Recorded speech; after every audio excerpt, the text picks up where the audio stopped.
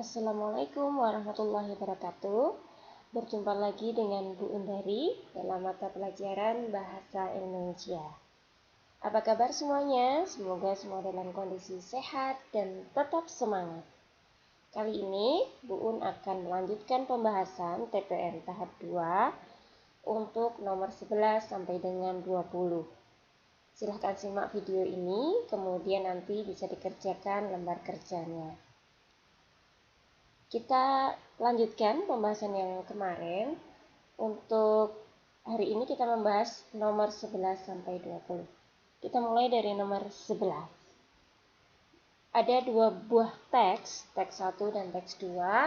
Pertanyaannya adalah penggunaan bahasa dari kedua teks, perbedaan penggunaan bahasa.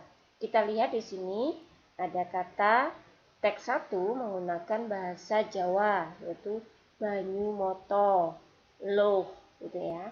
Kemudian teks 2 menggunakan bahasa asing.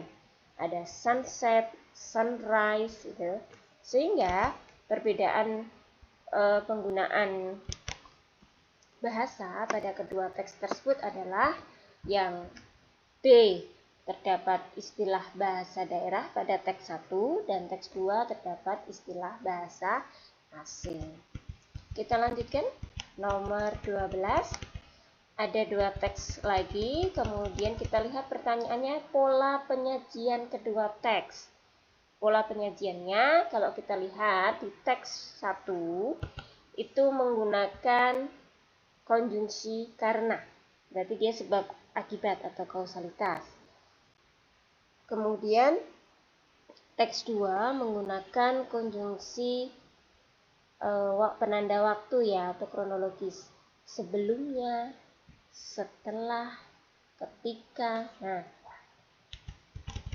pada pola penyajian kedua teks tersebut berarti yang C, karena ini menunjukkan pada sebab akibat, kemudian setelah, ketika yang menunjukkan waktu, tadi merupakan peristiwa.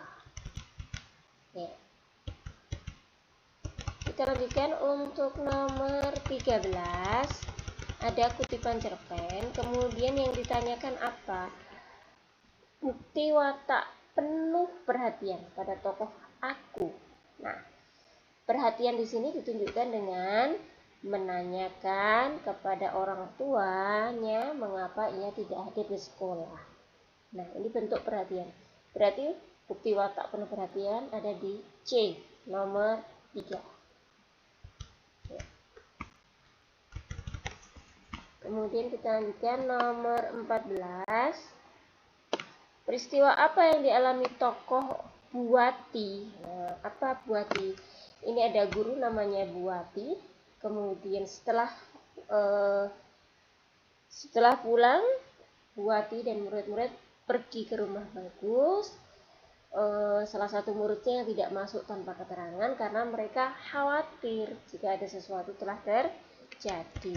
Berarti di sini peristiwa yang terjadi adalah atau yang dialami oleh tokoh Buati khawatir ketika satu muridnya tidak hadir di sekolah, lalu ia datang ke rumahnya untuk mendapatkan kejelasan kabar murid itu.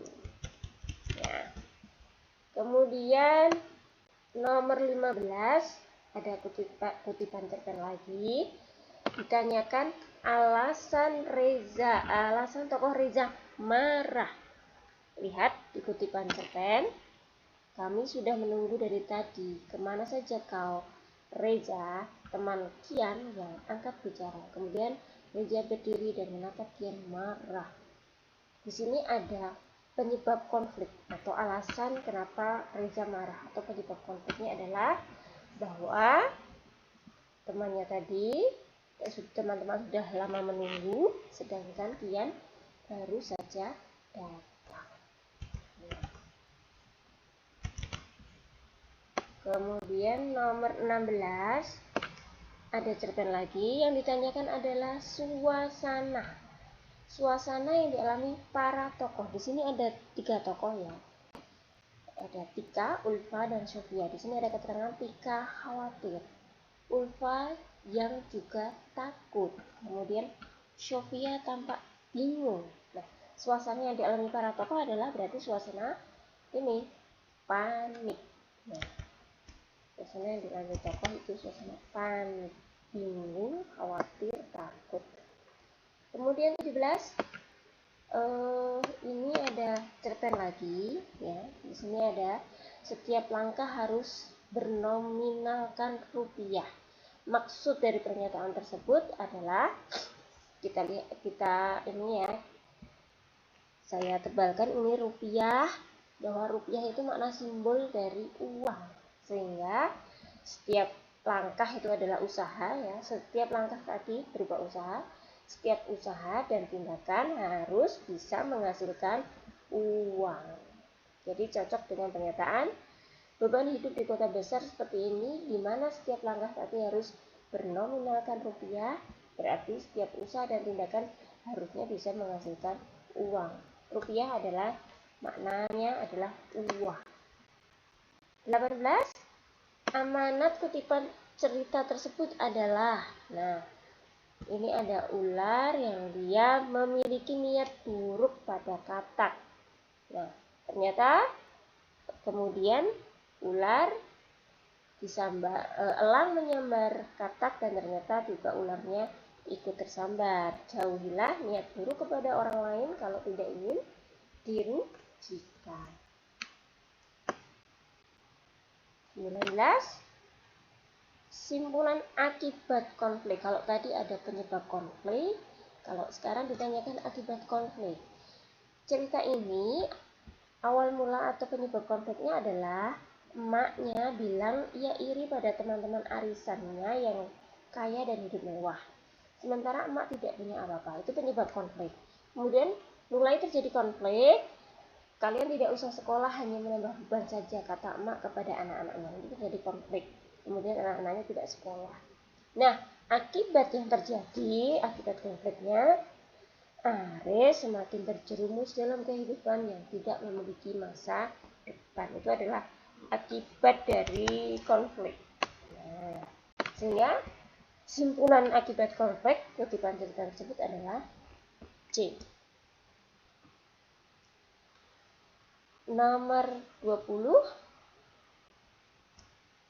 Ada dua teks juga di sini ya.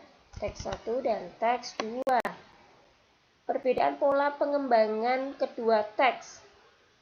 Ya, kalau kita lihat di sini teks 1 banyak sekali menampilkan latar tempat di depan gedung, di dalam ruangan, pada sebuah bangku kayu berbentuk memanjang, ya, menggambarkan latar tempat. Sedangkan kalau teks 2 ini lebih banyak menunjukkan aksi tokoh.